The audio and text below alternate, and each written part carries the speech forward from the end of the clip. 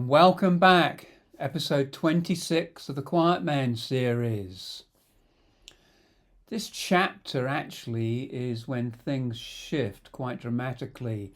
Chapters 18 and 19 have been about the tectonic and seismic shifts in my life when I came back to Britain from the US. Here I was 5 or 6 years into my new life back in the UK, and things were about to shift again. Now it's 1996. I'm 42 years old and I'm entering a new phase of my life, which I will write about in the future. But I'd started to see that life moved in 14-year cycles.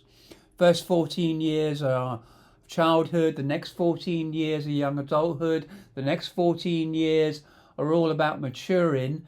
And I was 42, about to move into what I now call the fourth phase of life, which is all about mastery.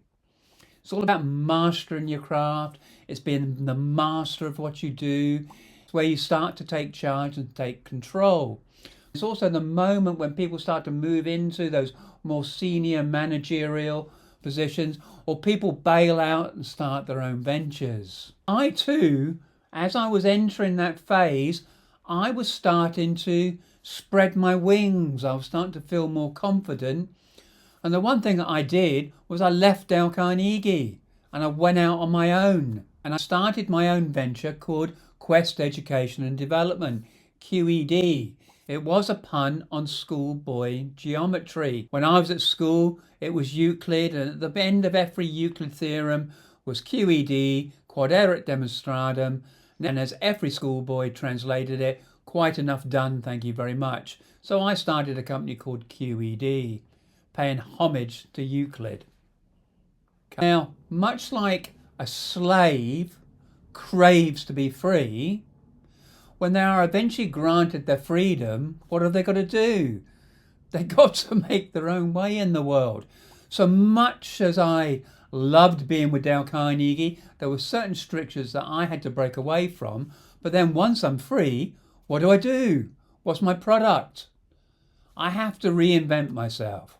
One of my clients has said, the thing about you, Neil, is you're very good at interviewing people.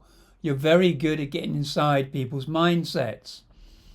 And so when I needed a product to sell, I started selling myself as a one-to-one trainer, which we now call coaching.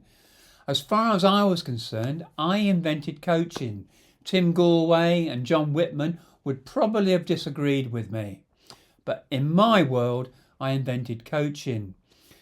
And one of my first clients was the Crown Agents. Because I'd coached that director with his presentation, he'd introduced me into the organisation, and I was coaching 12 of their senior people, their upcoming stars. And they coined a phrase, "Have you been Tusoned yet?" which I took as a tremendous compliment.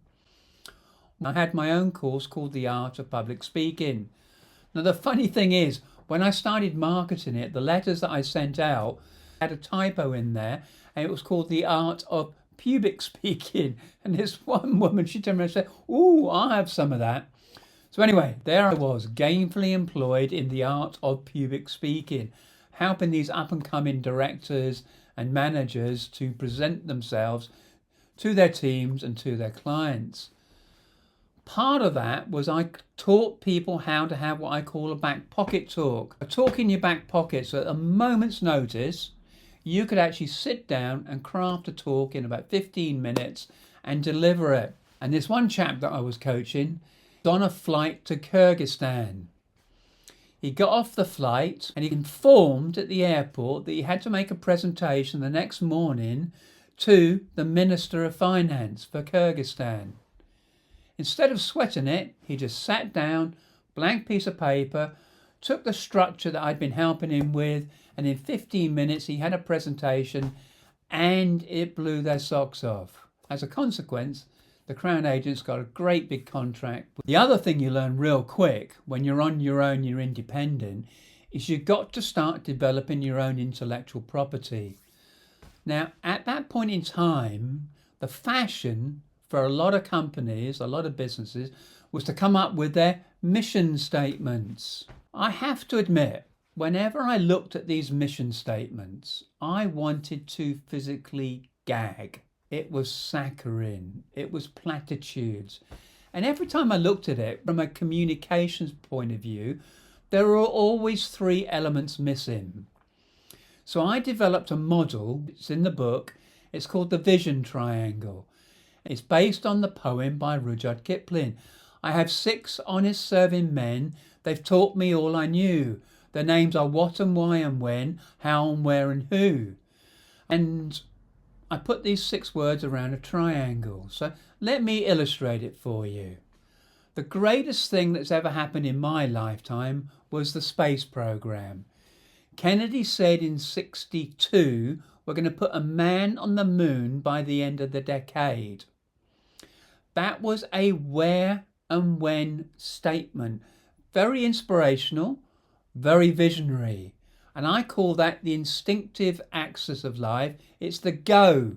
That's where we're going. That's when we're going to get there. Now, immediately you come out with a statement like that, you go into another round. Well, why are we doing that? Immediately the why comes up. It's about the people. Why are we doing this? It's the why and the who. It's the emotional part of the equation. So you have the vision, but you've got to get the purpose right. Why are you doing it? How are you going to get those people engaged? How are you going to get them to stick with the program? And then we come to the last axis of the triangle, which is all about the implementation. It's the what and the how. What have we got to do to accomplish this? How are we going to do this? And so when you're communicating, you've got to answer all 6 questions.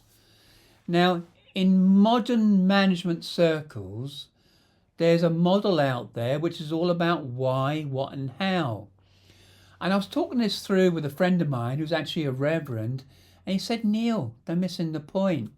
You can have the greatest reasons, you can have the greatest tactics and the greatest strategies, but if it's the wrong time, the wrong direction and the wrong people, he said, basically you're screwed. So it's not about why, what and how. You've got to have the where and the when and the who. Why, what and how is only half the equation. The full formula for effective communication is what and why and when, how and where and who. And the full models on glorious display in the book. Check it out, please. It's called the Vision Triangle.